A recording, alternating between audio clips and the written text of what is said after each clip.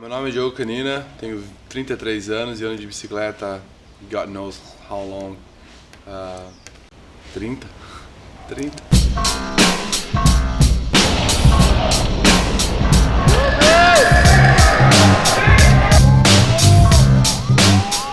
Eu sei que muito novo meu pai me ensinou a andar de bicicleta e eu nunca tive outra bicicleta que não fosse uma BMX. Os bancos não tinha nada de pivotar, nossa, a coroa era 46, corrente de mobilete, porque as correntes estouravam. A hora que a gente começou a entender, não, é essa peça aqui que vai aqui, é esse quadro, é esse tipo de guidão. Isso já foi anos na frente que eu já estava de bicicleta. Tinha uma pista de race na minha cidade, mas era longe, então não era permitido ir pra lá sozinho dia de semana. Esses moleques, esses garotos que andavam nessa pista, de repente vinham na minha praça e faziam umas manobras. Eu olhava para os caras como meus heróis e tentava copiar o resto da semana inteira, todo dia que saía do prezinho da aula. Aí com 14 anos, uma pista de patins, skate, bike, que nós mesmos fomos na prefeitura e batemos o pé para fazer, foi feita. A gente já tava na década de 90, que o BMX na década de 90 já tava rolando X Games, mas a gente tava no Brasil, numa cidade interior, com meninos de 14 anos. A gente estava muito desconectado do que estava acontecendo lá fora nos States. E a gente não sabia muito bem o que a gente estava fazendo. A gente estava simplesmente imitando motocross. Então a gente era uma mímica do que acontecia nos Estados Unidos na década de 70 e 80. Quando a gente viu o primeiro vídeo, que acho que era o Ryan Knight pulando uns caroços assim, que eram os trailers da época, o Rob Morales, eu já sabia andar de bicicleta. Eu falei, pô, meu, existe esse esporte, é muito louco, mas nessa época eu já sabia passar o spine, eu já sabia dar tail tap.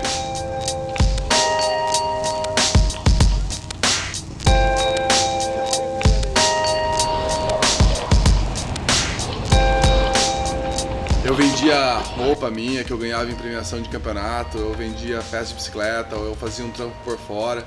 Ia juntando, eu lembro, eu precisava de R$45 para pegar um busão, ida e volta e comer um rango lá em São Paulo. Aí indo pra lá, o Drac me recebeu super bem, o Marcelinho da Dream, os caras me ampararam de verdade. O Henrique Castro também, ele segurava as pontas comigo. Tudo que eu fazia nessa época era estudar inglês e andar de bicicleta, de BMX. E muito focado. Só que eu não tinha dinheiro. E eu ia me preparando e tal. De repente, a minha mãe chegou e falou assim, Diogo, você não tá indo estudar, tá aqui a grana, vai fazer sua viagem, vai fazer o que você tem que fazer. Fui lá, comprei minha passagem para Nova York para 2 semanas pra frente. Durante essas 2 semanas, eu menti pra minha mãe, eu falei que tinha um lugar lá que eu ia ficar, um cara ia me pegar, mas não tinha nada. E todo dia à noite, eu entrava na internet, naquela ligação de escada, e ficava vendo o lugar, não, onde eu vou, porque meu visto era pra Nova York, eu tinha que ir pra algum lugar ali perto. Daí eu lembro que eu vi a pista do Scott Kramer, eu lembro do Scott, da Mega Tour, de um vídeo. Eu falei, não, eu vou pra lá. Aí, 2 dias antes de viajar, eu peguei e escrevi num pedacinho de papel, assim, New Jersey, Locust Street, lá, que era onde ficava o Incline Club. E foi com isso que eu fui pros Estados Unidos, um pedacinho de papel de caderno desse tamanho, montei no avião e fui. Cheguei lá, na loja, comprei umas peças, comecei a andar de bicicleta. Isso era umas 3 horas da tarde, 4 da tarde que eu cheguei nessa pista do Scott. E eu não pensei em mais nada, cara. Eu lembro que eu escondi minha mala embaixo de uns bancos lá e comecei a andar na pista. Aí às 10 horas da noite o cara falou assim, a pista tá oficialmente fechada, te vejo amanhã. Aí que caiu a ficha, não, preciso de um lugar pra ficar essa noite. Cheguei no cara da pista de bike, da loja de bike, a Steph, falei, meu, preciso de uma ajuda, tem como você me dar uma carona, deixar eu num hotel? Ele falou, a gente vai jantar, depois da janta eu te deixo num pico, aqui perto. Beleza, a gente foi comer, tinha uns australianos pro meio e tal. Aí logo que acabou a jantar, ele falou, Diogo, tá tarde, amanhã eu tenho que trampar cedo, vem comigo pra casa, você fica em casa.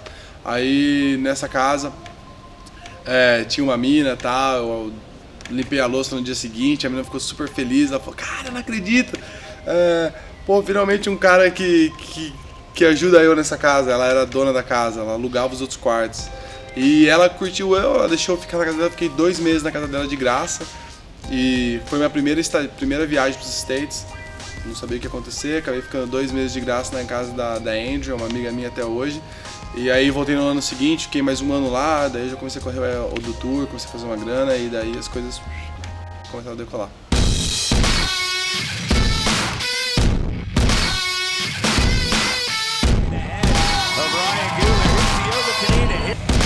High speed over the big lake,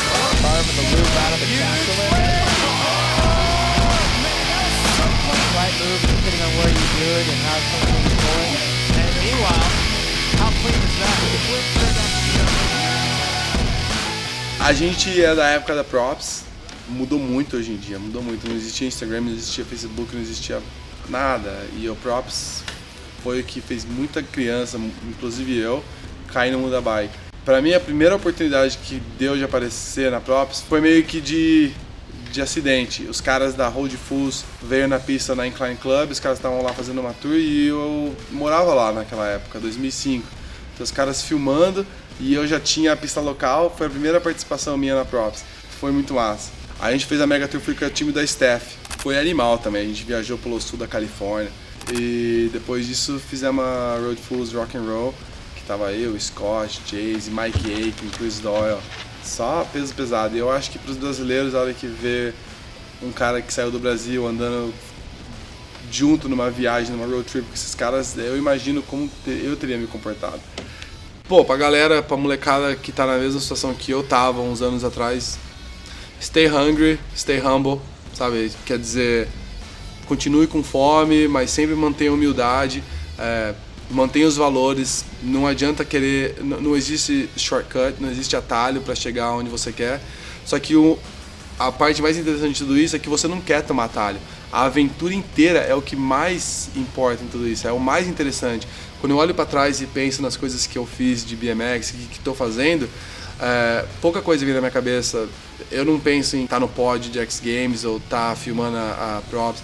Eu lembro dessas aventuras, dessas coisas que acontecem na noite com meus amigos, ou as risadas que eu dei na pista, ou entrar no avião e falar onde eu tô indo, aquela ansiedade, aquele medo. Então, não importa onde vai dar, o simples fato de você ir atrás é o que mais vai te trazer benefício e boas recordações.